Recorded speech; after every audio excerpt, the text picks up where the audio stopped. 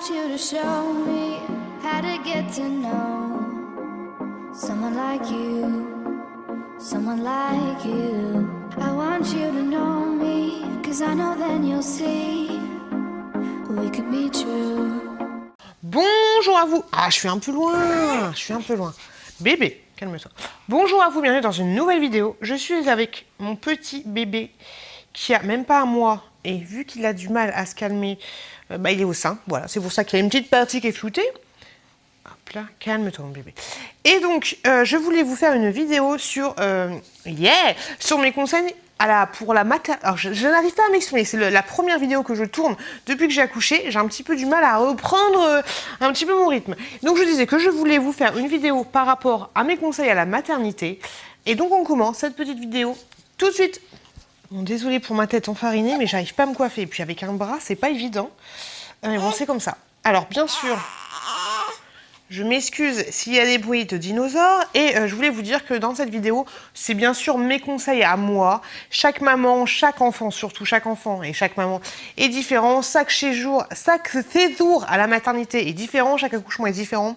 Donc là, les conseils que je vais vous donner, c'est les conseils qui auraient pu m'être utiles à moi et qui peut-être seraient utiles pour vous, mais qui peut-être ne vous serviront à rien ou qui ne sont pas appropriés. Voilà, c'est vraiment par rapport à mon expérience à moi. Donc on n'est pas là pour juger telle ou telle personne, on n'est pas là pour me juger moi, mais voilà, j'espère que ces conseils vous seront utiles ou pas. Et donc c'est parti, en avant Guingamp. Alors moi j'ai donc 2 enfants, j'ai accouché donc 2 fois.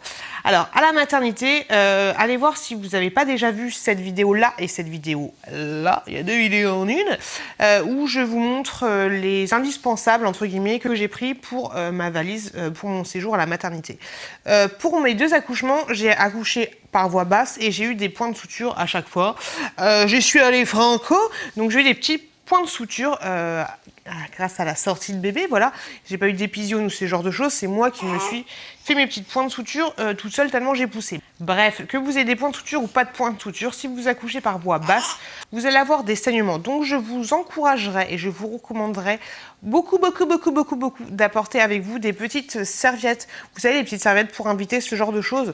Prenez-les de couleur foncée, voilà, rouge ou noir ou marron, vous avez compris, parce que les saignements, vous allez les avoir à la maternité et après, pour ma première grossesse, ils ont duré environ 1 semaine et pour ma deuxième grossesse, j'en ai encore et ça fait 3 semaines et demie que j'ai accouché et j'en ai encore un tout petit peu.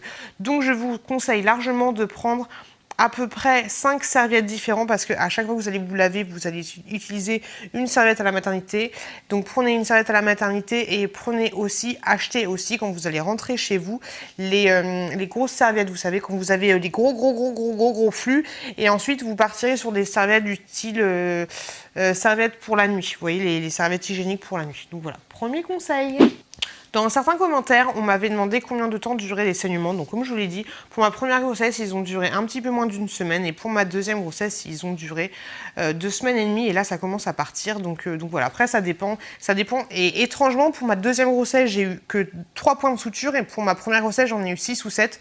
Donc voilà, ça dépend pas forcément des points de suture que vous allez avoir si vous en avez.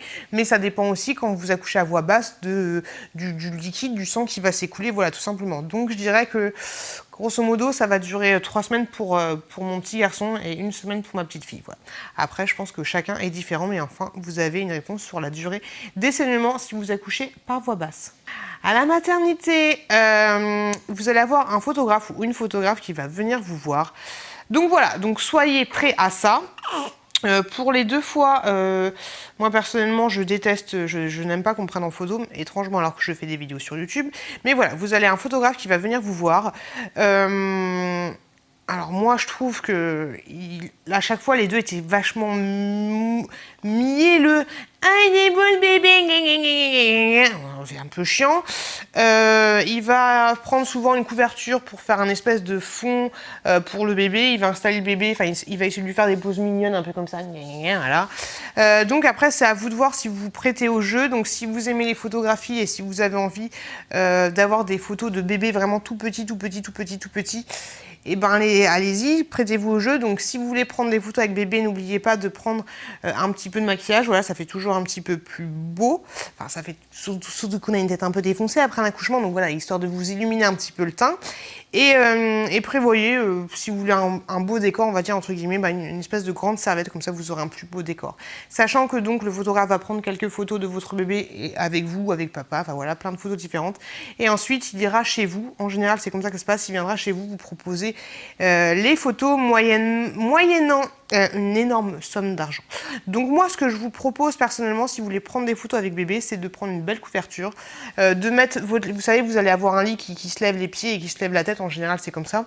Vous levez la tête à fond, en fait, vous mettez la couverture. Quand bébé est calme, vous le posez correctement. Vous prenez un bel appareil photo, ou alors même les smartphones, hein, ça fera l'affaire. Et vous essayez de prendre des belles photos vous-même de bébé. Voilà, parce que franchement, les photographes, ils se gavent, mais juste énormément. Petit conseil système D que j'aurais à vous donner. Alors, comme je l'ai dit, j'ai eu des petits points de suture au niveau de la chatoune. J'ai des petits points de suture entre la chatoune et vers la chatoune et vers l'anus, voilà, tout simplement. Ce qui faisait que quand j'allais aux toilettes, surtout pour ma première, ça me piquait, ça me brûlait, c'était super désagréable. Donc, je vous conseillerais de prendre une bouteille d'eau et quand vous allez faire pipi, ou caca, mais le caca on en parlera après. Quand vous allez faire pipi, je vous conseille de faire couler, si vous n'avez pas de petite douchette, de faire couler en même temps de l'eau froide, mais pas gelée, de l'eau froide sur votre chatoune, voilà, tout simplement. Ça va vous enlever le côté qui pique et ça va vous faire vachement bien, en fait. Au pire, système D... Et alors, Bernard ?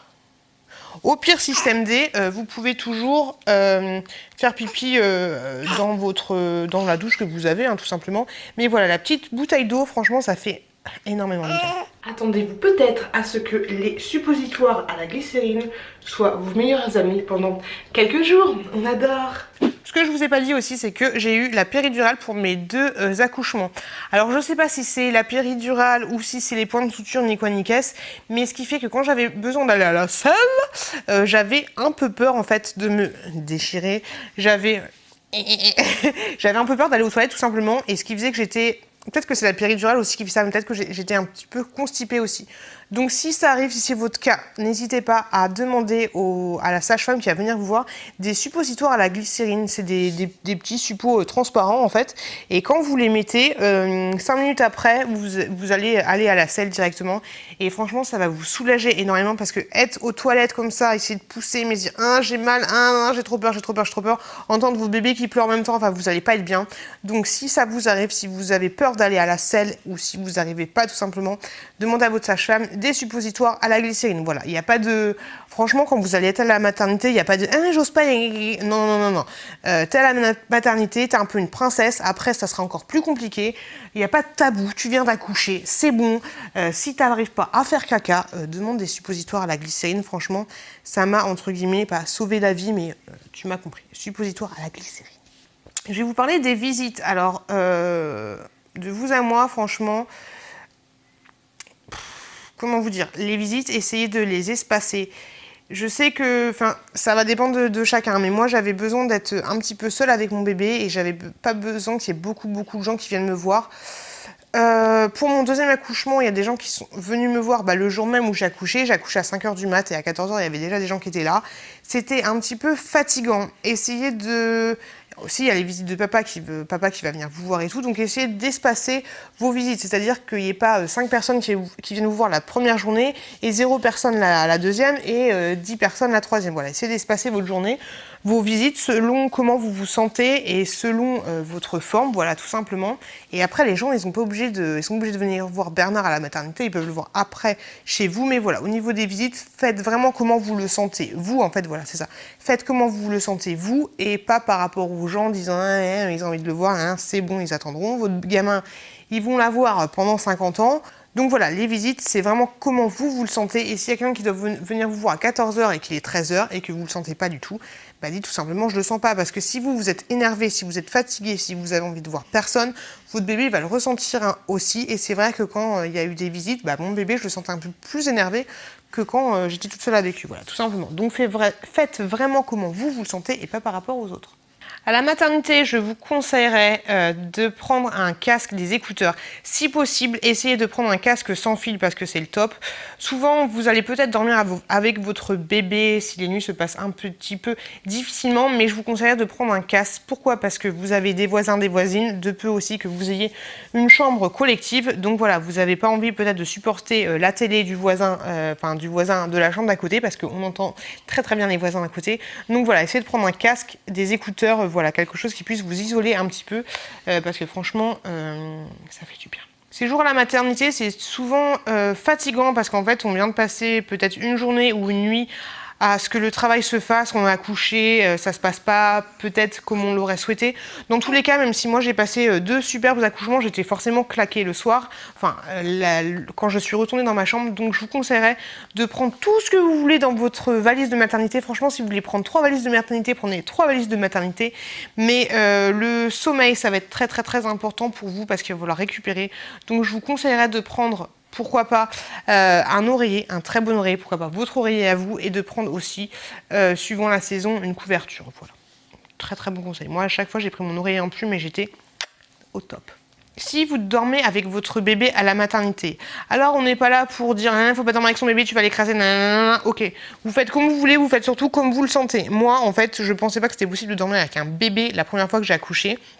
Et quand la sage-femme est venue me voir la première nuit, j'ai dit j'en peux plus, elle arrête pas de pleurer, nanani, nanana.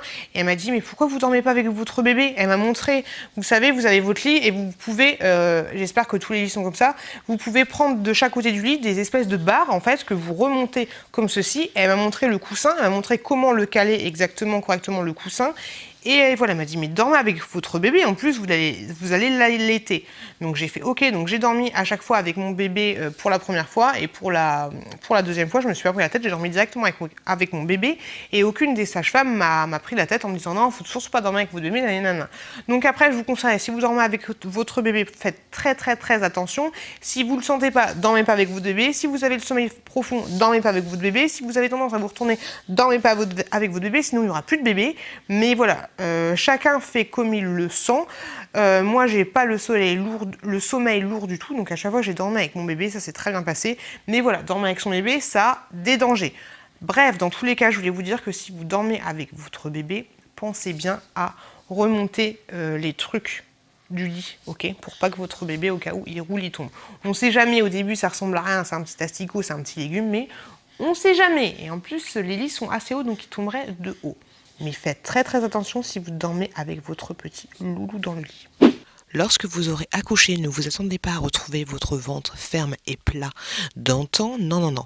Là, par exemple, j'ai accouché la veille et vous voyez, j'ai encore le ventre bien rebondi et légèrement flasque et un petit peu mou et difficilement dur à rentrer. Donc, vous attendez pas à avoir un ventre parfait dès le lendemain, même le surlendemain, il faut attendre que les petits organes reprennent bien leur place. Sauf cas exceptionnel, je vous conseillerais de prendre dans votre sac de maternité des petites amuse-gueules, des petits gâteaux, des petits bonbons, des petits trucs comme ça. Parce qu'à la maternité, on mange sainement, équilibré, c'est sûr, mais comme je vous l'ai dit, sauf cas exceptionnel, c'est pas super bon. Donc au pire, demandez à papa qu'il vous ramène un petit McDo. Autre conseil que j'aurais à vous donner à la maternité, c'est n'hésitez pas à demander des conseils aux différentes sages-femmes, aux différentes aides-soignantes ou aux docteurs qui vont venir vous voir. Comme je vous l'ai dit au début, il n'y a aucun tabou. Si vous trouvez que vous avez, si vous êtes irrité au niveau de la chatoune, au niveau de l'anus, de tout ce que vous voulez montrer, si vous avez des difficultés à allaiter, appuyez sur le petit machin que vous êtes en train d'allaiter et demandez si vous avez la bonne position. Moi, par rapport à mon deuxième accouchement, on m'a pas expliqué, on m'a pas réexpliqué la toilette. Après, il y a pas beaucoup d'écart entre la petite fille et le petit garçon, donc je savais encore comment faire, mais j'avais oublié par exemple les soins du cordon, voilà, on m'avait pas expliqué ça. Pour le bain, pareil, je dis bon, on prend quand le bain? Il me dit bah vous faites comme vous voulez. Donc ça va dépendre en fait. Pour mon premier accouchement, les sages-femmes étaient vachement derrière mes fesses en fait, même pour l'allaitement et tout. Et pour la deuxième, ils n'étaient pas là. J'ai demandé conseil à une amie à moi qui a accouché, elle m'a dit qu'elle, pour ces 2 accouchements, il n'y avait personne. Donc voilà, si vous estimez que vous n'êtes pas assez encadré, n'hésitez pas à demander conseil. Après, il y a toujours un turnover des sages-femmes, que ce soit le matin, l'après-midi et le soir. Vous allez avoir à peu près 3 sages-femmes différentes dans la journée et plus encore si elles sont sur un autre cycle. Donc, si vous sentez pas que Monique elle est pas bien, demandez à Gertrude le soir des conseils. Voilà, il n'y a aucun tabou. En plus, si c'est votre premier enfant et que vous n'avez pas l'habitude, vous êtes tout seul à la maternité, papa n'est pas forcément là. Si vous voulez demander conseil pour le cordon, comment laver le cordon par exemple, bah, demandez conseil parce qu'après ce sera à vous d'expliquer à papa comment ça va se passer, comment nettoyer le cordon. Donc voilà, n'hésitez pas à demander franchement des conseils aux différents corps infirmiers qui vont venir vous voir parce que ça c'est très important. Et autre conseil que j'aurais à vous donner par rapport au séjour à la maternité, c'est si vous allaitez, demandez aussi conseil aux sages-femmes, voilà, tout simplement. Si vous avez déjà envie d'allaiter, prenez bien dans votre sac un soutien-gorge d'allaitement, parce que le soutien-gorge d'allaitement, il faut le prendre et il faut dormir avec, même si c'est super désagréable, mais il faut dormir avec, surtout quand vous avez la montée de lait pour être bien maintenu, parce que c'est là où vos seins vont se détendre le plus, donc dormez avec vos soutiens-gorge d'allaitement. Et quand vous allez avoir la montée de lait, les seins chauds, demandez aux sages-femmes de vous donner des couches, en fait, tout simplement, elles ont des couches imbibées d'eau, et ça fait des poches de glace que vous vous mettez sur les seins. Et sinon, demandez à votre papa de faire aussi la même chose et vous les apporter dans la journée. Et sinon, les feuilles de chou, à ce qui paraît, c'est miraculeux. Mais voilà, demandez aux sages-femmes de vous aider par rapport à votre allaitement parce que vous allez avoir les seins Lolo Ferrari. Et voilà, cette vidéo elle est finie. Gaspard il est endormi donc c'est top. J'ai réuni tous les points qui me semblaient importants pendant le séjour à la maternité.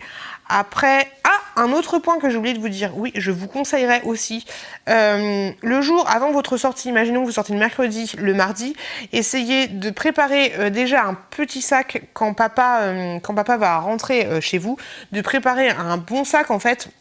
Comme ça, il y aura moins de voyages à faire. Voilà, toutes les affaires que vous allez plus utiliser le mardi, dites à papa de les prendre directement et de les emporter dans la voiture. Parce que voilà, quand on va sortir, on attend avec impatience de sortir et de rentrer à la maison.